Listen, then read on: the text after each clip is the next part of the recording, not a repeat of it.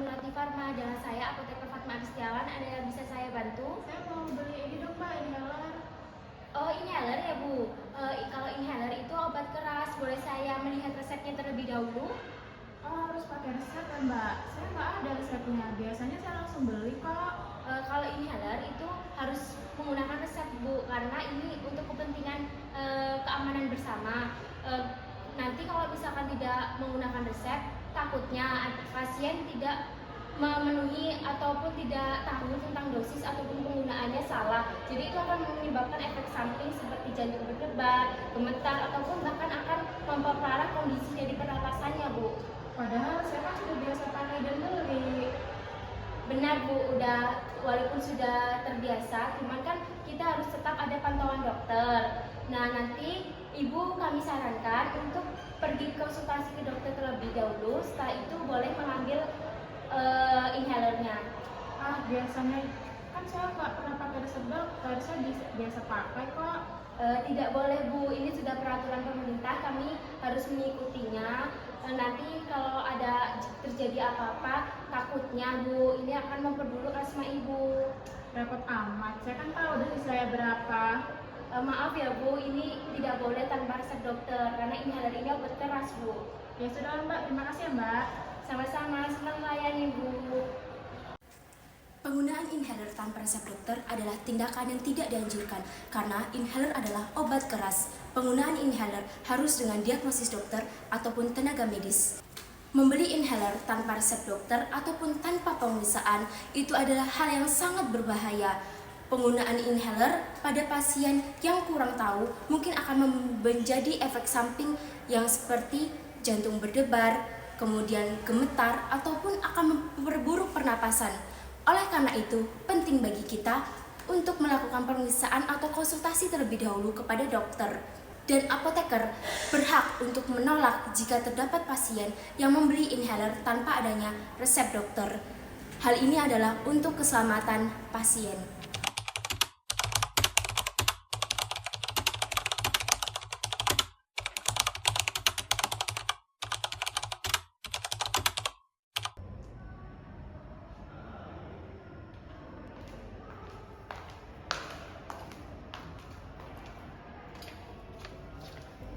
Selamat siang Ibu, ada yang bisa saya bantu? Ibu terdapat keluhan apa Bu? Ya, selamat siang juga Dok. Keluhan saya beberapa hari ini saya tuh susah nafas, terus kalau malam itu sesaknya itu semakin terasa, terus kalau batuk itu sampai bunyi ngik-ngik kayak gitu Dok. Oh, sebelumnya apa sudah pernah merasakan riwayat seperti ini Bu? Atau di dalam keluarga Ibu ada yang mempunyai riwayat asma Bu? Kalau dulu waktu kecil emang punya asma, terus tapi udah lama nggak kambuh, tapi emang di keluarga itu ada yang punya asma. Baik Bu, kita periksa dulu ya Bu. Baik Dok.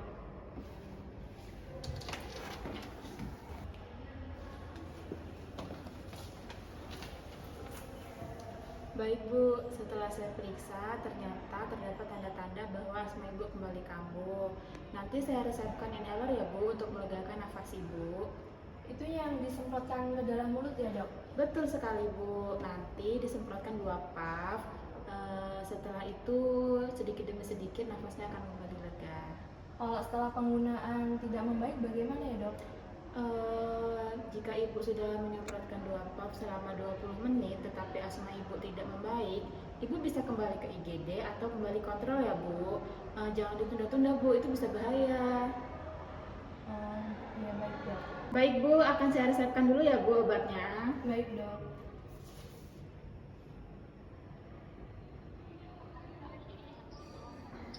Dengan nama siapa Bu?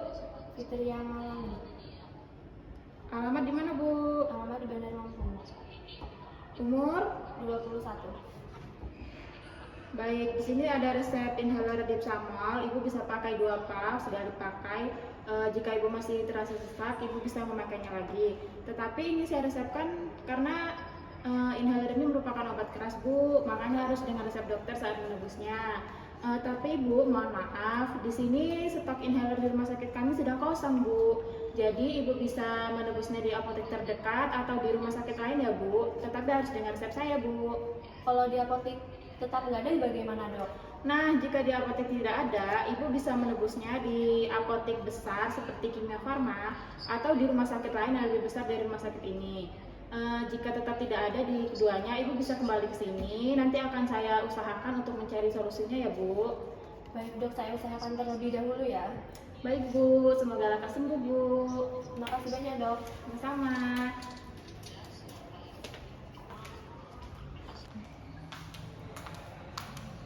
Selamat datang Ibu, selamat datang di Apotek Melati Farma. Dengan saya Apoteker Fatma Aristiawan. Ada yang bisa saya bantu? Ini saya mau tebus obat. Ini resepnya. Baik, saya lihat terlebih dahulu resepnya ya Bu. Oh, ini inhaler Dipsamol ya Bu. Benar. Untuk sebelumnya apakah Ibu sudah pernah menggunakan inhaler? Belum pernah. Belum pernah, Bu. Belum pernah. Nanti saya ajarkan bagaimana penggunaannya. Tunggu sebentar, saya ambilkan terlebih dahulu obatnya ya Bu. Ya, Bu.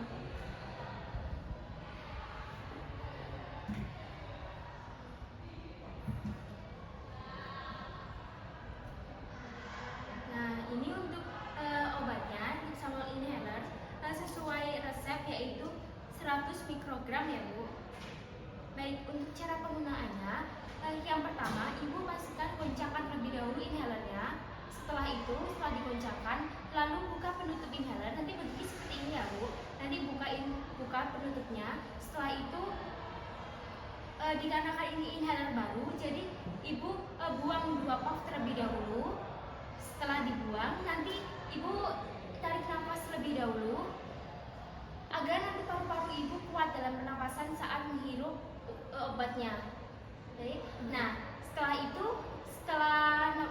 itu masukkan inhaler, corongnya ke dalam mulut, kemudian pastikan bibir dan juga corong inhaler ini tertutup rapat, tidak ada rongga agar obatnya tidak keluar. Setelah itu Ibu tarik nafas selama 10 detik. Setelah itu udah, terus habis itu selesai menggunakan inhalernya, lepas nafasnya. Setelah itu lap corongnya, kemudian Ibu tutup kembali tutupnya. Nah, dan dari resep ini dokter memberikan dosisnya 2 puff ya Bu. Iya, benar. Jadi nanti karena kan ini pemula, Ibu 1 puff terlebih dahulu. Setelah selesai sama penggunaannya kayak yang saya sudah ajarkan tadi, nanti Ibu istirahat terlebih dahulu 1 menit. Kemudian nanti Ibu kembali melakukan hal yang saya ajarkan tadi, cara menghirup inhalernya. Oh ya Bu, 1 poin penting, pastikan saat Ibu menggunakan inhaler ini, nanti di sini jangan sampai ada obat yang keluar. Nanti akan terlihat jika ada obat yang keluar, itu tidak boleh ya Bu. Pastikan tidak ada obat yang keluar di dalam sini ya Bu. Bagaimana Bu? Apakah sudah jelas? Sudah jelas, Bu. Terima kasih penjelasannya ya, Bu. Untuk memastikan aman, boleh Ibu mengulangi kembali yang sudah saya jelaskan tadi? Boleh. Terus silakan. Jadi yang pertama saya menggunakan inhaler ya, Bu. Terus habis itu saya buka tutupnya karena ini inhalernya masih baru kan. Jadi saya membuang puff sebanyak 2 kali. Ya. Habis itu saya tarik nafas terlebih dahulu. Habis itu kemudian saya memasukkan, karena ini bentuk inhalernya seperti ini, saya memasukkan cangkok tersebut ke dalam mulut saya. Ya. Nah, setelah itu saya menarik nafas. Saya menarik nafas lagi selama 10 detik. Kemudian saya menghirup inhaler. Ada saat ini menghirup terus. Kemudian setelah pemakaian selesai, bagian corong saya lap kembali. Ya, kemudian ditutup ya Bu. Iya. Oh ya, untuk poin pentingnya tadi bagaimana Bu?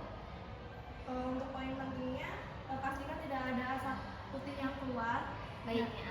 Mau tanya boleh nggak, Baik? Maksudnya yang tadi asapnya itu tidak boleh keluar itu bagaimana ya? Jadi nanti itu kalau misalkan Ibu mau waktu menghirup itu di sini kayak ada keluar obat gitu, itu tidak boleh ya Bu. Gitu. Jadi pastikan obat ini itu tidak keluar. Nanti kan efektivitasnya itu akan kurang bagi kita, bagi Ibu seperti itu. Ya. Terima kasih, Bu. Nah, ya benar sekali Bu. Bagaimana Bu? Apakah sudah jelas? Sudah jelas. Apakah ada yang ingin ditanyakan kembali Bu? Ini sih, Bu, saya mau tanya. Iya, boleh. Sebenarnya itu asma itu apa?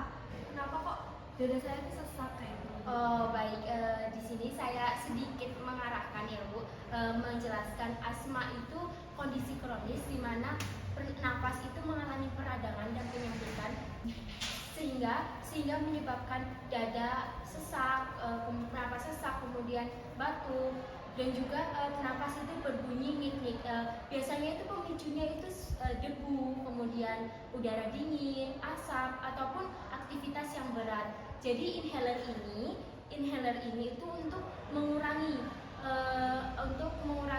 sesak napas tersebut Bu. Tetapi tetap ya Bu, Ibu harus rutin konsultasi ke dokter agar dalam pemantauannya dokter ya Bu.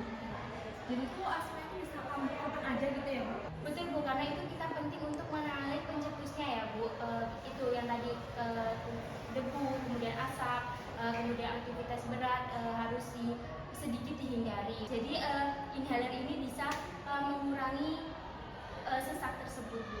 Nah, jadi tuh secara nggak langsung saya harus membawa inhaler ini kemana-mana gitu ya? Betul, ya sebaiknya dibawa kemana-mana. Nanti di saat ibu sedang aktivitas berat ataupun tiba-tiba sesak, nanti ini bisa digunakan saat ibu sedang sesak tersebut.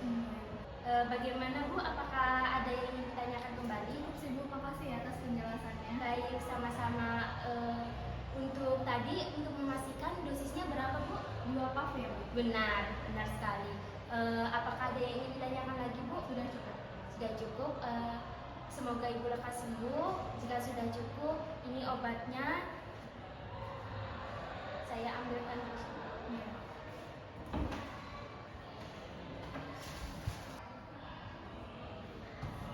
Ibu, ini obatnya. Semoga lekas sembuh Bu. Makasih banyak ya Bu.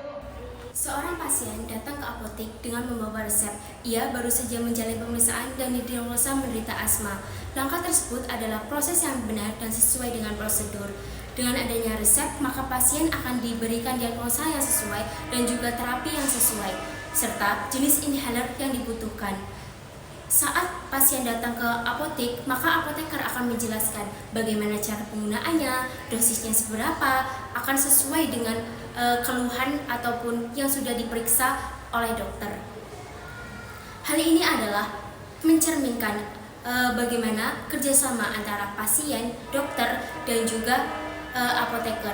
Dengan itu, maka pasien tidak hanya diberikan obat, tetapi diberikan edukasi bagaimana cara penyembuhan dan juga pencegahannya.